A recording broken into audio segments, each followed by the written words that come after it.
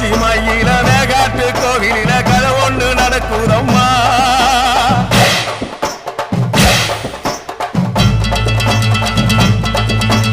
காட்டுப்புலி ஒண்ணு காயம் பட்டு போச்சே காரணம் யார் சொல்லம்மா.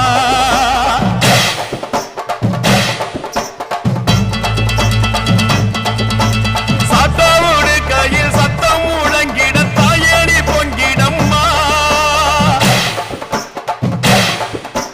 சட்டவோடு கையில் சத்தம் முழங்கிட தாயணி பொங்கிடம்மா. சூளக்காளியே அத்தா தாயே சூளக்காளியே